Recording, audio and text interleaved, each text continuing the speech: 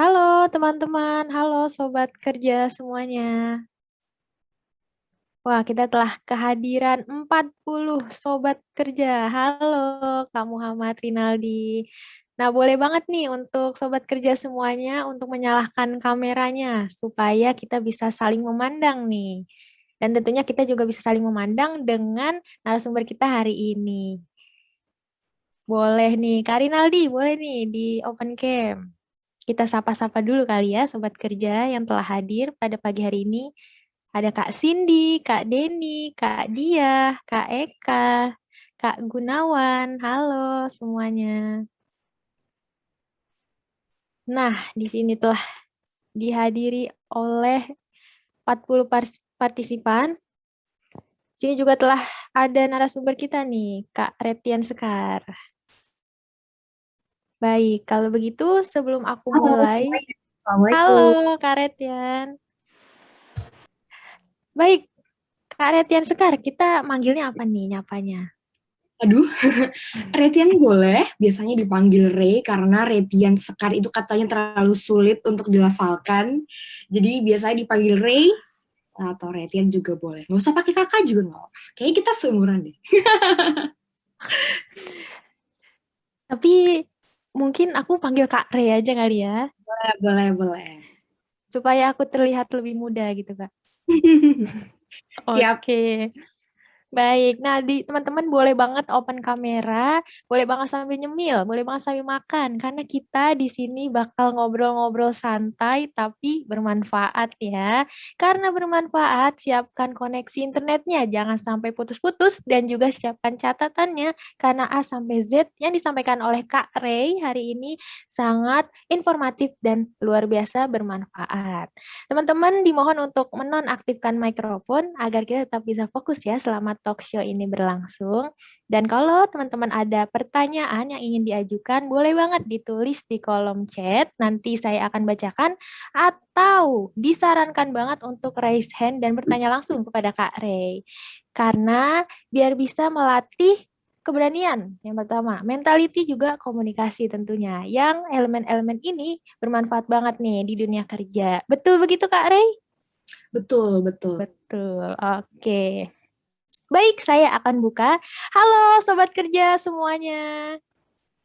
Selamat datang di Company Expo dalam acara virtual Job Fair 2.0 yang diselenggarakan oleh Job to Go. Perkenalkan, nama saya Isma Safira yang akan memandu acara Company Expo pada hari ini. Nah, sebelumnya saya akan menjelaskan apa sih itu Job to Go. Job to Go adalah perusahaan yang bergerak di bidang teknologi yang mengolaborasikan hubungan antara pencari kerja dan perusahaan. Dan Company Expo ini adalah acara sharing-sharing dari perusahaan partner kita yang nantinya sobat kerja akan mendapatkan informasi yang lebih akurat nih mengenai perusahaan-perusahaan terkemuka di Indonesia seperti visi misinya atau info lowongan kerja. Dan pada kesempatan kali ini kita akan sharing bersama Kak Retian Sekar atau Kak Rey dipanggilnya ya, dari Kumparan. Halo Kak Rey. Halo, apa kabar semuanya? Semoga sehat, semoga semangat. Lagi pada sibuk apa ini kebanyakan? Nah, boleh teman-teman, sobat kerja, ditulis di kolom chat, di kolom komentar, lagi sibuk apa? Boleh disertakan namanya atau asal Lagi kotanya. sibuk kuliah, Kak. Oh, Sibuk siap. kuliah. Lagi Kuliah sibuk ini cari pada kerja, Kak. banyak. Kalau Lagi saya baru wisuda tanggal 25. Selamat, selamat semuanya udah pada in stage of life ya. Ada yang masih kuliah, ada yang cari kerja gitu. Terus juga ada yang menunggu wisuda. Itu stage of life yang semuanya hal baru dalam hidup, jadi embrace it. Udah mau masuk quarter life crisis, Kak. Oke. I feel that. Tenang, tenang. We are all in this together. Baik, nah luar biasa banget teman-teman semangatnya, antusiasnya. Tentunya akan menjadi semangatnya Kak Rey juga nih dalam talk show hari ini menjadi narasumber. Nah, mungkin teman-teman sobat kerja udah pada nggak sabar nih untuk langsung sharing-sharing bersama Kak Rey. Mungkin aku boleh dong langsung bertanya nih Kak ke Kak Rey. Boleh Kak? Boleh dong. Boleh. Nah, untuk pengalaman saat melamar di Kumparan gimana nih, Kak? Proses rekrutmennya, apakah sulit atau sulit banget? Oke, jadi awalnya pengalaman ngelamar di Kumparan itu aku wisuda tahun 2019, akhir tahun di Desember, itu termasuk kayak yang lainnya pada wisuda Juli gitu kan ya. Aku ambil wisuda tuh Desember karena aku pengen kayak ikut beberapa masih aktif kegiatan dan lain sebagainya, dan aku di September sempat ikut magang di salah satu stasiun TV, kemudian di Desember itu aku baru wisuda. Terus kemudian di bulan Januari sampai Februari gitu, emang sengaja pengen ambil rehat gitu. Karena menurut aku jeda untuk mengambil sesuatu langkah baru, kalau menurut aku personally, itu penting banget. Karena kita jadi tahu ketika kita ambil jeda itu, kita refleksi, kemudian kita pengennya apa, itu kayak tersaring gitu loh. Karena kan ada tuh yang buat sebagian orang kayak bilang ya, kalau kamu pengen sesuatu, coba kamu pikirin seenggaknya seminggu gitu. If you really want it still, then go for it. Itu aku menunggu sampai sebulan untuk mematangkan diri, bukan kepengen akunya apa. Aku dari dulu emang suka banget jurnalistik, I love media, I love broadcasting, tapi karena di dunia digitalisasi ini tuh bingung, karena sempat magang itu kan di stasiun televisi. Kemudian waktu kuliah itu aku jurnalis di organisasi pers gitu kan, which is menulis di majalah kampus dan website kampus gitu. Jadi konfliknya di situ, aku mau di dalam dunia televisi atau di dunia newspaper atau di digital gitu. Akhirnya di Februari itu aku memutuskan untuk melamar Kumparan. Langsung itu aku pertama kali daftar itu emang Kumparan. Dari jeda sebulan itu aku mikir kayak, oh di dunia digital ini memang, aku bukan bilang kalau televisi udah nggak zaman ya. Still, ini is very, masih sangat dibutuhkan. Di semua aspek pekerjaan itu, mau itu newspaper, mau itu televisi, itu digital itu semua dibutuhkan. Tapi I realize kalau di dunia digital ini banyak sekali hal yang harus kita adaptasikan, banyak hal yang baru harus dipelajari, dan aku pengen nyoba itu secara profesional gitu.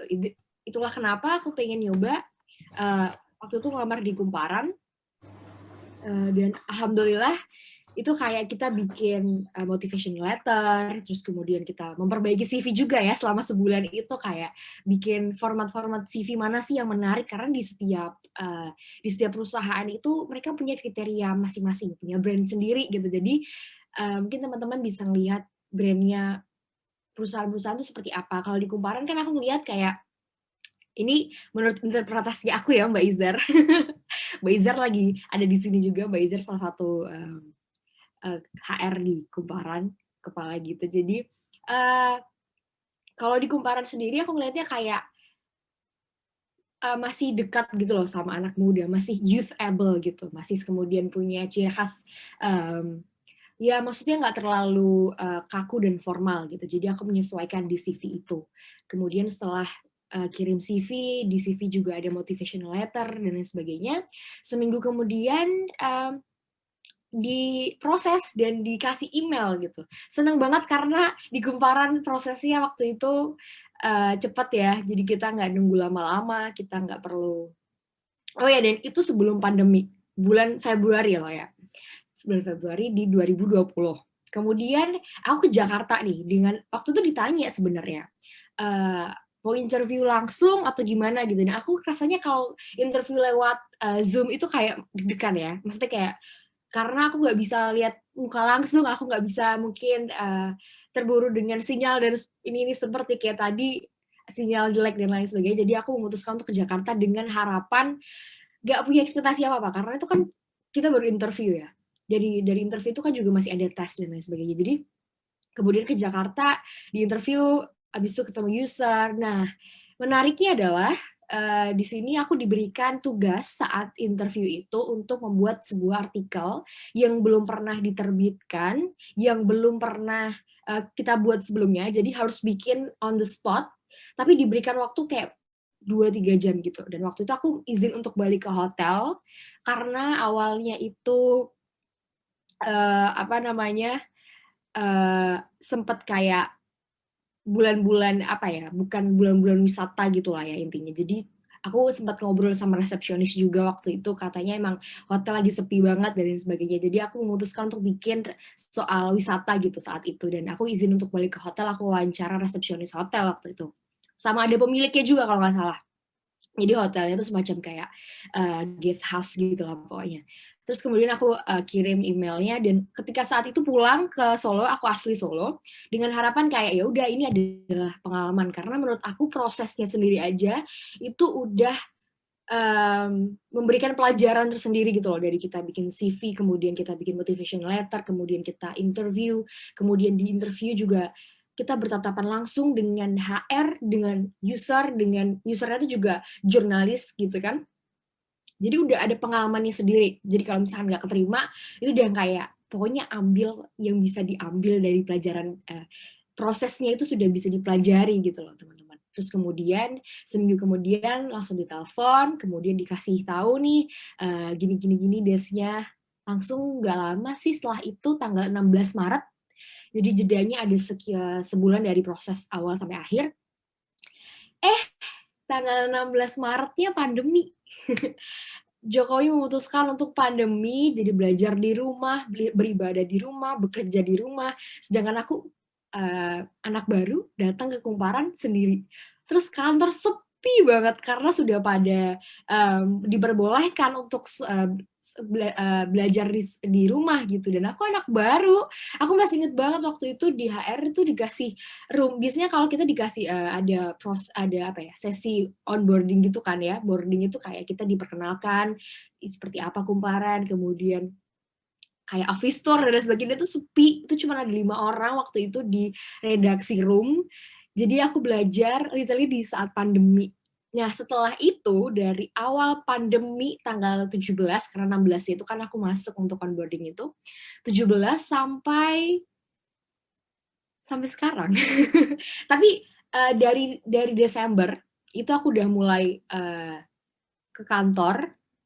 Itu mungkin aku perlu ceritain nggak ya gimana prosesnya WFH, karena tuh literally membuat apa ya, life changing juga sih, belajar di sebuah perusahaan baru, bekerja di perusahaan baru, jadi anak baru, tapi di masa pandemi. Dan itu kalian, oh my god, it's gitu. Mungkin nanti kita bisa cerita soal itu.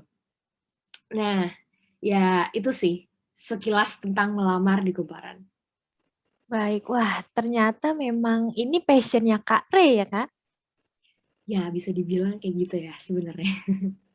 Karena dari kuliah juga udah ikut-ikut seperti komunitas majalah kampus tadi ya Kak ya? Iya, jadi ada pers namanya Himah. Aku di Universitas Islam Indonesia Yogyakarta. Di situ ada Himah tingkat universitas gitu, dan itu aku ya ikut dan nulis gitu. Tapi sebelum Kak Rey sendiri masuk ke komunitas majalah ataupun komunitas-komunitas jurnalis di kampus atau di luar kampus, itu memang keinginan dari Kak Rey sendiri, memang ada rencana ke depannya, ataukah emang coba-coba nih awalnya? Sebenarnya kalau dibilang coba-coba ya bisa dibilang seperti itu. Tapi waktu SD aku pernah ikut kayak waktu SD itu menurut aku di masa dimana kita polos, kayak nggak punya ekspektasi dalam hidup, dan semuanya tuh kayak aku ikut ini gitu. Dan waktu SD tuh aku inget banget ikut Kid Witness News, jadi kayak ajang lomba untuk anak-anak di usia SD sampai SMP, bikin video jurnalis. Waktu itu aku jadi reporter dan masih kayak kidal, masih ngomongnya aja masih kayak belepotan gitu loh. Tapi alhamdulillah di situ lolos 10 besar, dikirim ke Jakarta, dan di situ aku lihat prosesnya the journalist broadcast itu seperti apa. Dan itu tahun 2007. Iya, 2007. Setelah itu dari SD, SMP, SMA itu kayak aku udah punya, aku nggak pernah keinginan kayak aku harus jadi ini nih, aku harus jadi ini, tapi aku ngelakuin what I love, what I like, dan yang nggak ngebuat aku stressful gitu loh. Meskipun kalau kerja beda ya. Kalau kerja udah beda nih teman-teman. Gitu. Baik, nah bisa dicontoh nih sobat kerja semuanya. Kak Rey ini masa mudanya dari kecil aja udah ikut lomba, udah ikut yang bisa mencari pengalaman lah istilahnya untuk hidup. Karena emang kita belajar dari pengalaman ya Kak, dari prosesnya seperti Kak Rey tadi, proses pokoknya coba dulu deh lamar di Kumparan, proses interviewnya, terus membuat motivation letternya, juga membuat CV itu juga bisa jadi pelajaran ya Kak ya, pelajaran yang berharga tentunya. Coba Baik, dulu aja pokoknya, jangan tapi aku sangat menerapkan jeda itu tadi sih ketika kalian mau jeda. melakukan sesuatu, coba jeda itu penting banget. Jedanya bukan buat bengong ya. Jedanya buat kalian reflection, what I really want to do with this, what I really want to achieve with this, what I really want to pursue with this. Karena menurut aku, apalagi kalau sekarang tuh aku ngeliat di manapun media sosial itu kayak kita tuh dipaparin sama semua achievement orang-orang, kayak aku harus kayak dia nih, aku harus kayak dia nih gitu. Without kalian tuh melihat, mengaca, dan ini satu apa ya, terapi kalau buat aku ketika lagi jenuh sama sesuatu atau lagi stressful sama sesuatu gitu. Apalagi tadi ada yang bilang quarter life crisis itu. Menurut aku every fase of life itu punya krisis. Even itu kayak umur 15 tahun, even kayak umur 17 tahun, umur 20 tahun, sampai sekarang itu kayak every year itu kayak ada krisis yang masing-masing, dan how to overcome it, both mentally dan juga physically kita. Yeah, we have to make a pause in our life, punya jeda gitu. Gue harus tahu. Jadi kayak apa ya, membentengi diri dari paparan-paparan orang lain yang kita lihat di media sosial gitu. Baik, luar biasa sekali Kak Rey. Baik, kalau misalnya Kak Rey saat ini lagi pegang job desk apa nih di Kumparan? Oke, jadi dari awal 16 Maret 2020, sekarang udah hampir 1 tahun 9 bulan ya. Itu aku udah selalu nulis di Kumparan News. Aku ada job desk di situ. Kumparan News, berita-berita soal kabar, ya kalian bisa baca di Kumparan News. Itu kita banyak reporter dan juga editor juga sih. Kemudian di Desember aku diminta casting waktu itu sama Kumparan. Aku awalnya nggak ngerti nih casting apa nih gitu kan. Karena kan di bayanganku memang di Kumparan itu aku pengen belajar nulis gitu kan ya. Meskipun aku punya background broadcast itu tadi gitu kan. Kemudian diminta untuk casting jadi host ternyata. Nah di waktu itu masih WFH juga, castingnya di rumah waktu itu karena lockdown dan sebagainya. Kemudian aku bikin video juga di kos dan lain-lain. Kemudian dikasih, terus awal Januari dikasih kepercayaan untuk megang program baru, yaitu Live Corona Update. Live Corona Update itu program di mana kita kayak semi talk show, tapi juga ada newsnya juga, gimana kita ngerekap news-news juga, atau talk show, ngobrol sama dokter, sama profesor, sama pemegang kebijakan, terkait corona, terkait vaksinasi, terkait kebijakan pemerintah di masa-masa pandemi, gitu. Baik.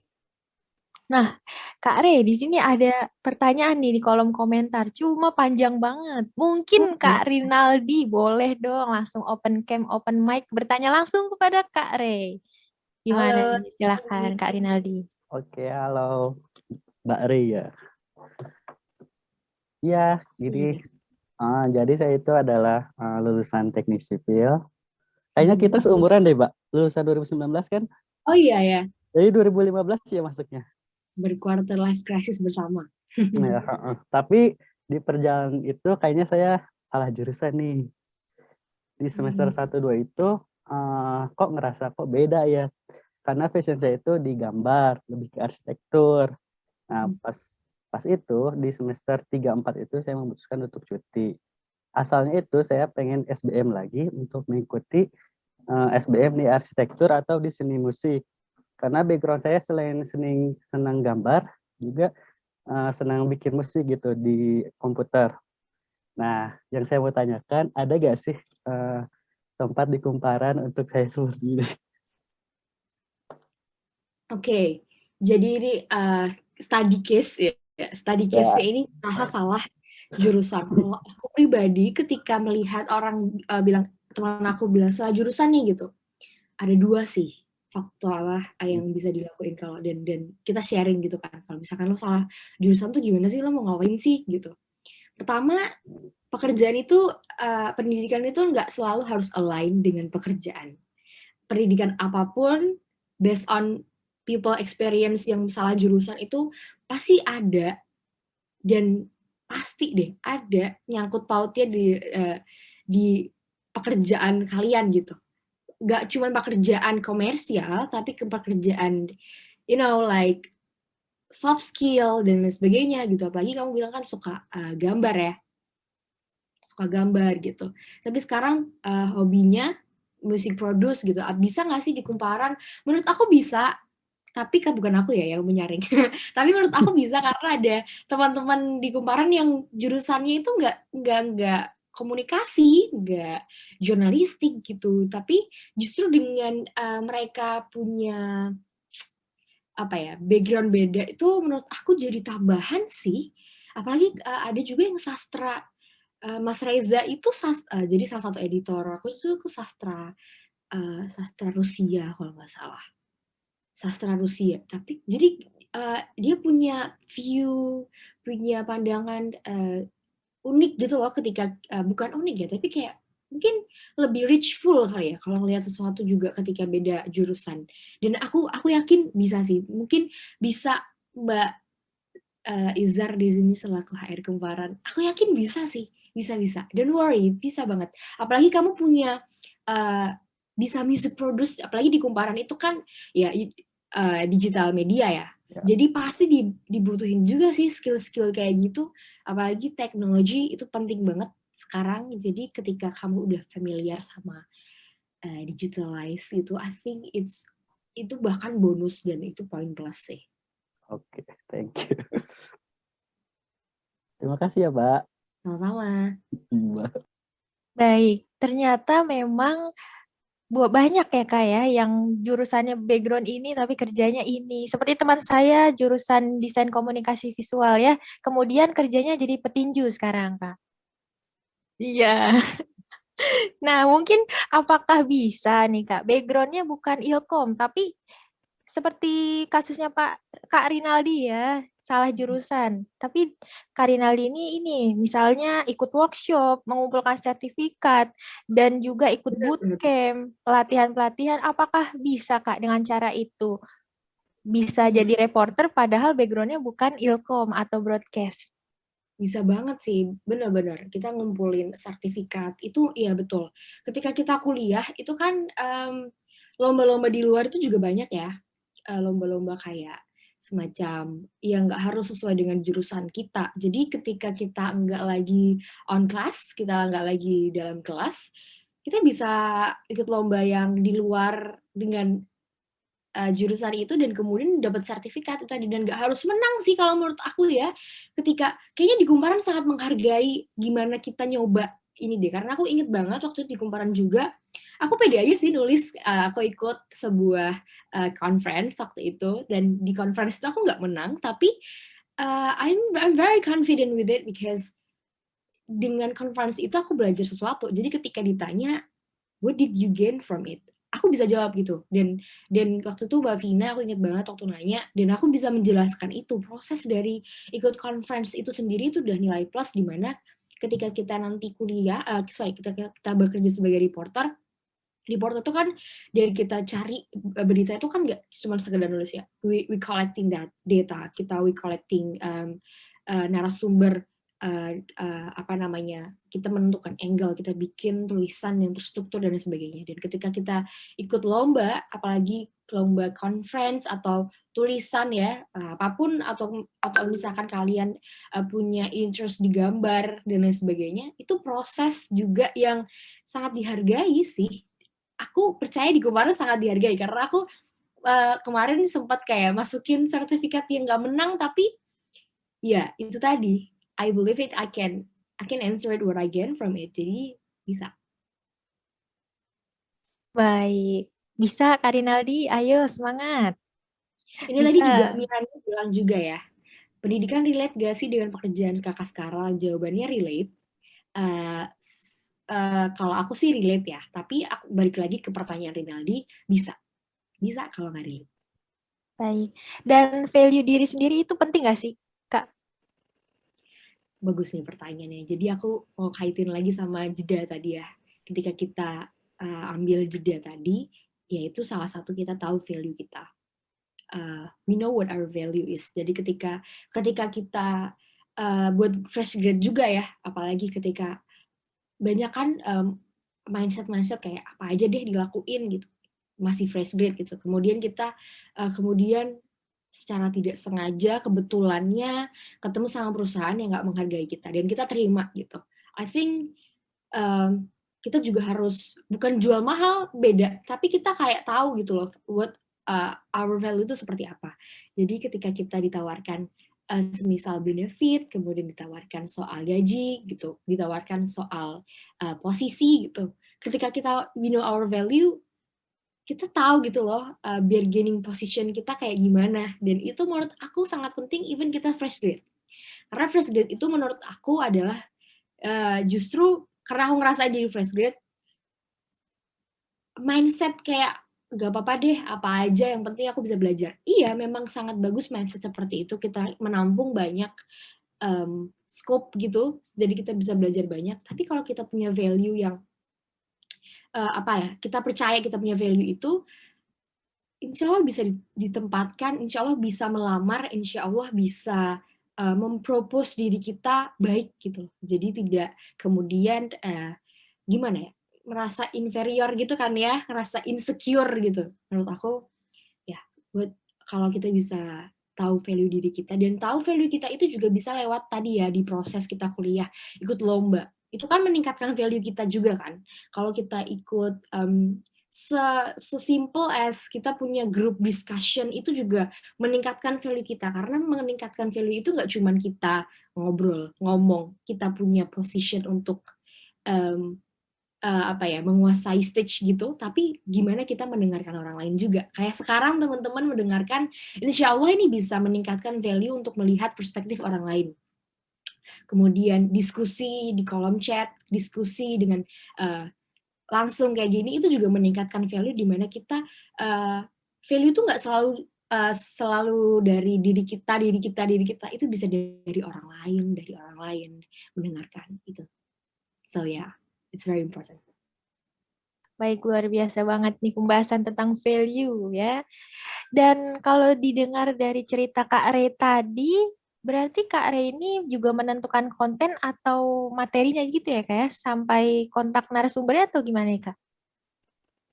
Oke, jadi ini lebih ke keterlibatan kita ketika kita bekerja di Kumparan ya. Kalau aku sendiri, editor selalu memberikan ruang, selalu terbuka untuk kita propose ide atau isu gitu.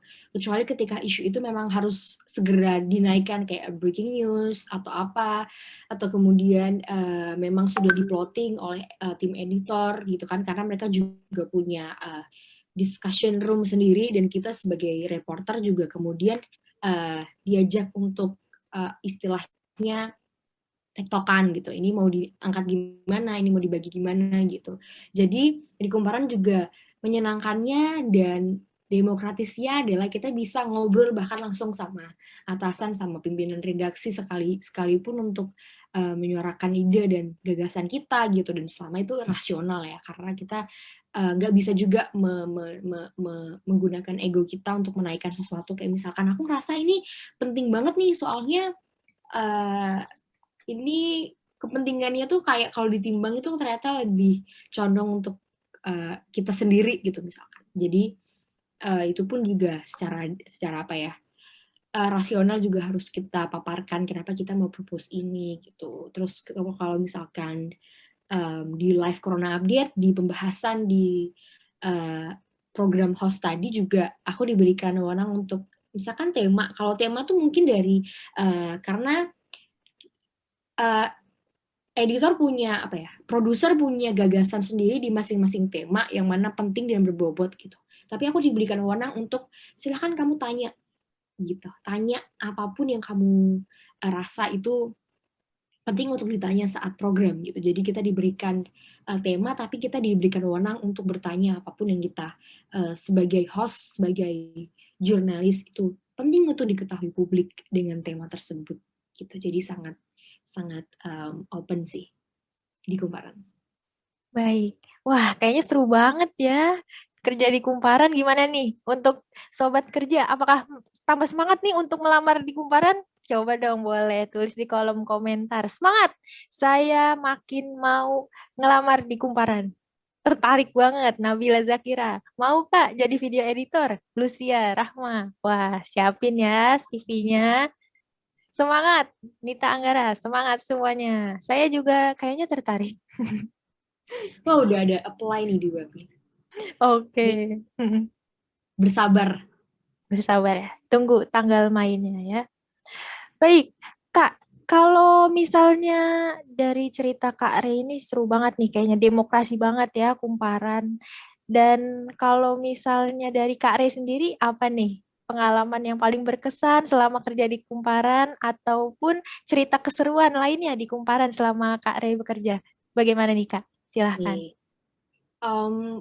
Jadi aku di sini itu udah 1 tahun 9 bulan, tapi alhamdulillah aku gaining banyak banget experience, terutama sebagai orang yang survive di masa pandemi. Waktu itu aku ingat banget awal pandemi ketika lagi melonjak di Indonesia, itu banyak banget teman-teman kita korban itu meninggal dunia gitu kan, dan aku kebetulan dapat karena aku juga di tim media sosial untuk lihat perkembangan di media sosial gitu, aku nemu beberapa, bahkan hampir setiap hari sih. Hampir setiap hari di 2020 itu aku mewawancarai keluarga, bahkan pasien, bahkan orang yang struggle untuk mereka bisa sembuh dari COVID-19 waktu itu. Sebenarnya waktu itu aku udah awal-awal memang kita butuh mental ya, karena kita nggak pernah dihadapi di situasi itu.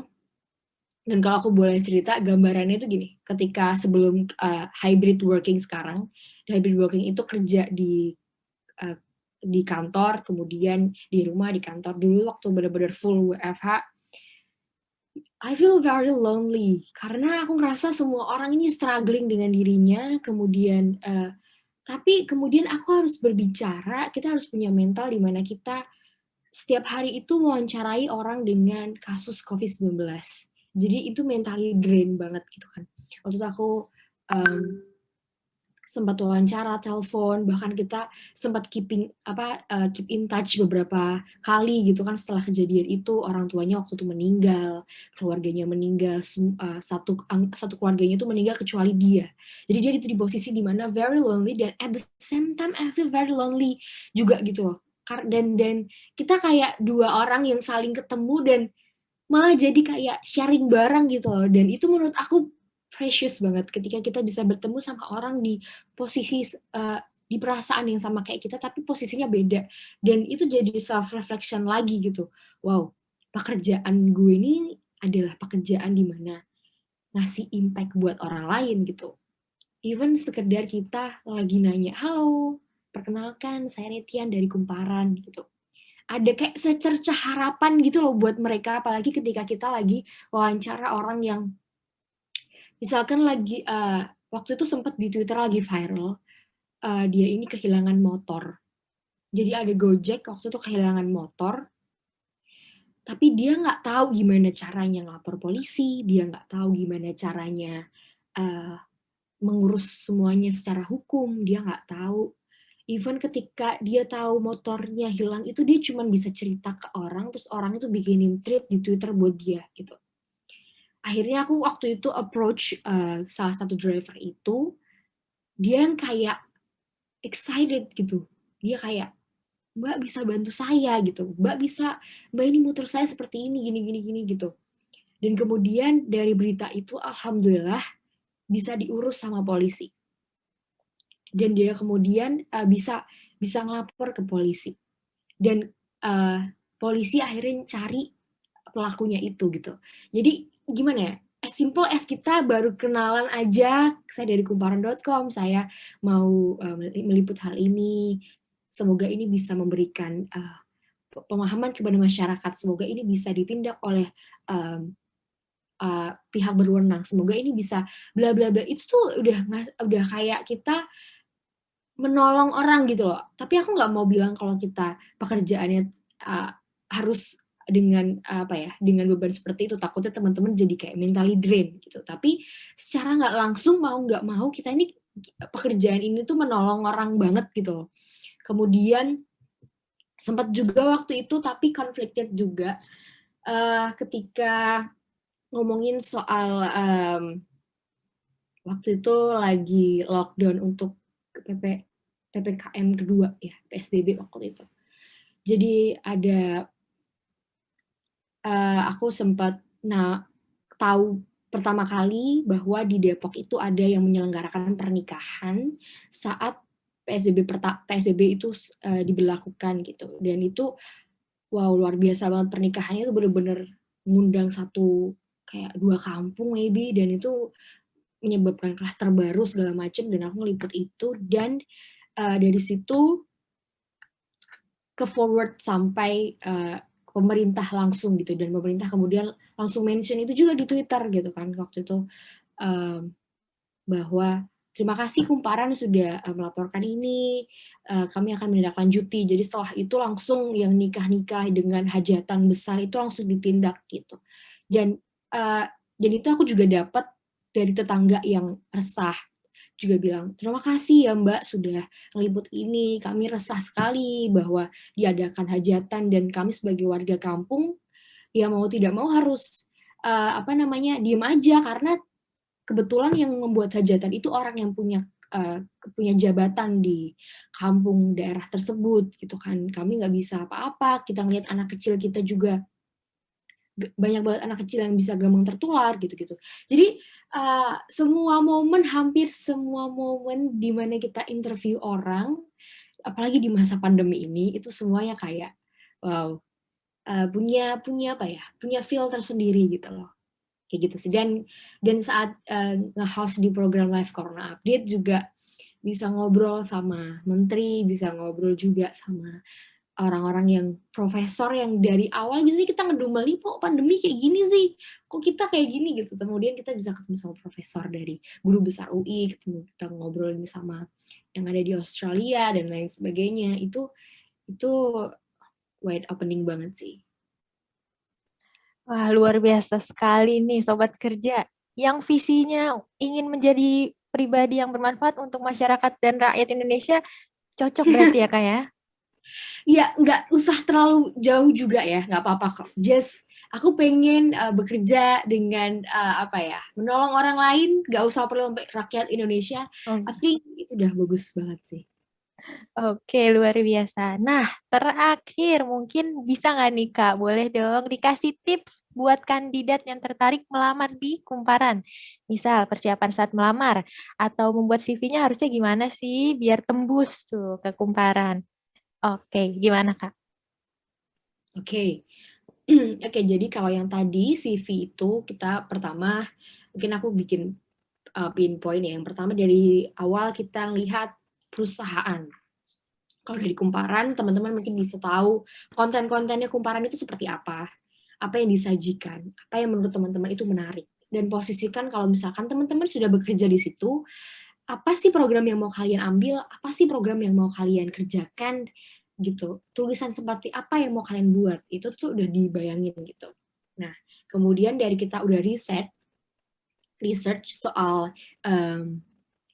perusahaan itu, soal Kumparan itu, atau perusahaan lain kalian mau apply. Yang kedua, kalian buat CV-nya, dan itu sesuai dengan perusahaan. Kalian bisa approach HR, kalian bisa approach editor di perusahaan itu lewat LinkedIn.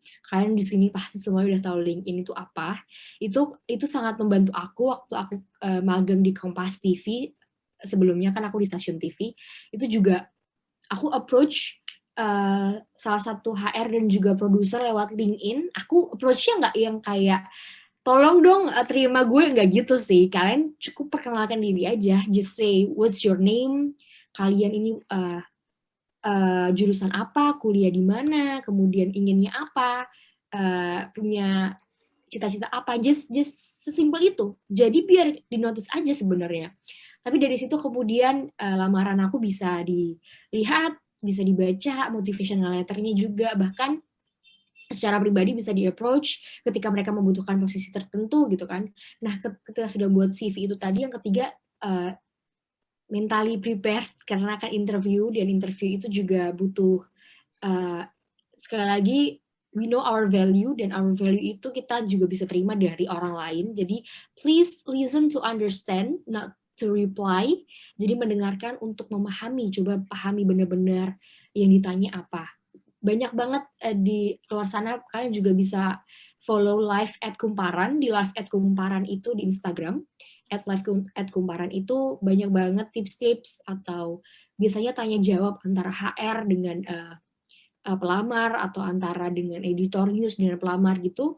Kalian bisa baca di situ, banyak banget sih yang aku pelajari juga dari live at Kumparan. Jadi aku ngerti, oh Kumparan ini kayak gini gitu. Jadi kalian bisa mencobanya di depan kaca, misalkan ditanya ini aku mau jawab apa, aku ditanya ini jawab apa gitu.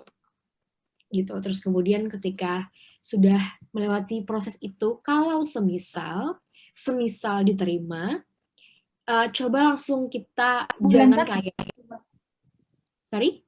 Oke, jadi kalau misalkan kita sudah diterima, jangan kayak, jadi pencapaian untuk diterima pekerjaan itu bukan goals, tapi itu masih adalah salah satu tahap di mana kalian kemudian akan bekerja. Jadi coba bikin timeline kalian bekerja, pace-nya kayak gimana. Tahu, apalagi sekarang masa pandemi ya, banyak WFH-nya, tahu di mana waktu istirahat. Oh, jam istirahat, ini jam segini makan siang, kemudian ini kita bekerja. Jadi kita punya, nggak lost focus juga, tapi kalau misalkan saat sudah melewati banyak proses itu teman-teman belum diterima, jangan berkecil hati. Aku yakin Kumparan itu bukan nggak mau menerima ya, tapi memang slotnya ini memang terbatas, dan mungkin ada 1-2 hal yang harus dievaluasi untuk bisa kalian daftarin lagi selanjutnya. Jadi jangan berkecil hati kalau belum diterima. Baik, luar biasa sekali. Wah, pembahasan kita hari ini seru banget. Sampai nggak kerasa tiba-tiba sudah jam 11 lewat ya, Kak ya. Padahal masih ada yang nanya nih sebenarnya, Mira. Oke, Environment itu gimana? Ini bisa boleh dijawab nggak? boleh silahkan, Kak. Oke. Environment-nya di Kumparan. Jadi aku jujur aja, karena setahun kemarin WFH, kita harus adaptasi juga dengan flow seperti itu, di mana kita memang bertemu orang, bahkan sampai sekarang kalau boleh jujur aku belum pernah ketemu secara tatap muka sama editor dan salah satu beberapa tim aku. Jadi kita bondingnya lewat ini virtual gitu. Tapi Kumparan itu punya program di mana kita bisa bonding beberapa bulan sekali, dan bondingnya tuh nggak ngomongin kerjaan ya. Literally kita kayak makan-makan bareng gitu-gitu. Kemudian saling sharing dan lain sebagainya. Jadi environment-nya untuk itu di masa pandemi menurut aku still okay. Dan kemudian ketika sudah di kantor, enaknya adalah dari satpam, dari kita masuk, kemudian kita menuju ke kantor, di desk kita, itu di masa pandemi ini aman. Karena kita semuanya udah selalu di protokol kesehatannya bagus banget lah pokoknya. Terus kita kalau misalkan mau ke kantor, kita nggak bisa asal ke kantor, kita harus lapor dulu nih. Dari lapor tuh untuk nge-track juga siapa aja yang masuk, gitu-gitu. Dan alhamdulillah sampai sekarang ini testimoni, di Kumparan ini sampai sekarang nggak pernah ada dipaksa untuk liputan ketika itu nggak urgent banget.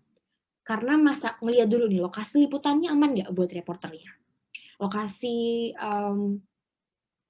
apakah reporternya harus diwajibkan terjun? Bisa nggak kita reach out secara virtual? Kita cari kontak narasumber secara virtual. Jadi beberapa kali memang ada media lain mungkin ketemu langsung, dan itu menurut aku di masa pandemi ini kan juga sebagai narsum sangat membatasi diri ya. Tapi ketika kita punya akses untuk dapat kontaknya, kita bisa dapetin secara oke, kita ngobrol di telepon, kita ngobrol langsung di program Live Corona, itu justru malah semakin banyak pembahasan yang bisa kita ambil karena narasumber juga merasa aman. Jadi ketika nggak urgent banget, jadi punya list of priorities gitu ketika dia di masa pandemi. Dan itu menurut aku sebagai karyawan, sebagai reporter juga di masa pandemi ini, itu nggak bikin kita takut banget ketika kita harus terjun di lapangan karena sudah sangat dipikirkan keamanan dari karyawannya. Gitu sih. Baik, luar biasa sekali Kak Rey. Berarti pandemik ini emang bener-bener ngasih kesan tersendiri ya. Banyak Yes. tantangannya, tapi ada hikmahnya dan ada keseruan tersendirinya. Luar Betul. biasa. Baik, wah sepertinya sudah tidak ada yang bertanya lagi. Mungkin kita akan ke sesi foto nih Kak. Ayo teman-teman, kita foto bersama dengan Kak Rey dan Kak Zarona nih di sini dari Kumparan juga. Boleh teman-teman di on kameranya? Boleh yang cewek-cewek on kamera, yang cowok-cowok.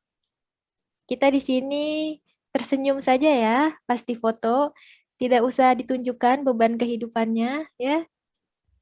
Kita di sini senyum saja dan gayanya gimana nih? Dari Kak Rey kira-kira gayanya gimana nih? Aduh, aku nggak pinter foto nih. Mungkin 2 kali ya. Kayak yang pertama resmi, kemudian bebas. Just be yourself. Kalian boleh Oke, ekspresi di sini. baik. Kita hitung nih 1 sampai 3. Baik, smile. 1, 2, 3. Tahan senyumnya. Baik, luar biasa. Sekarang gaya bebas nih, Kak. Atau gini aja, Kak. Kak, kumparan. Bagaimana? Oh, oke. Oke.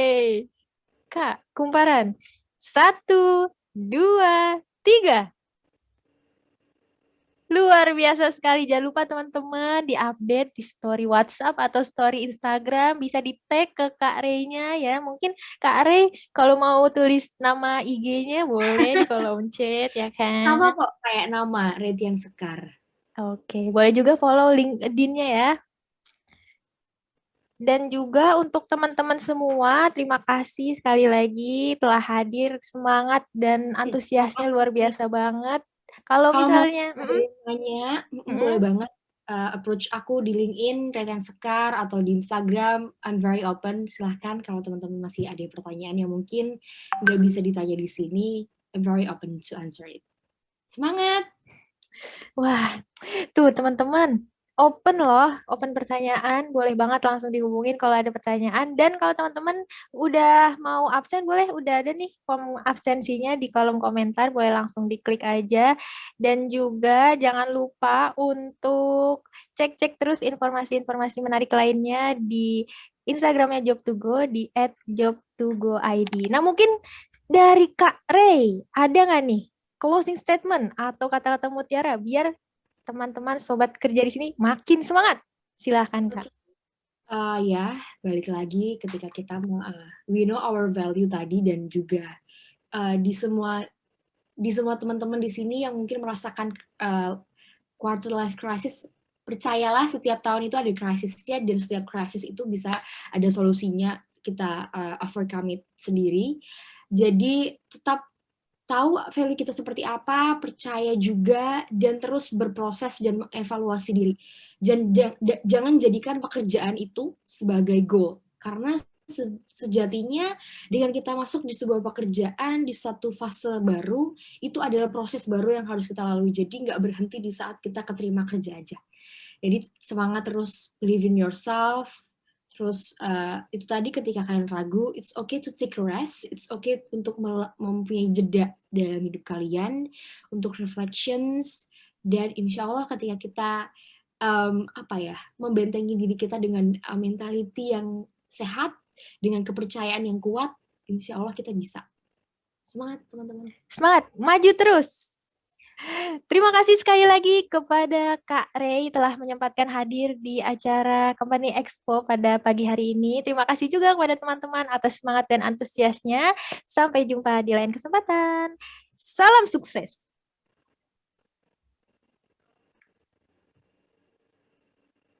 Aku easy leave ya. Dadah. Terima kasih Kak Rey.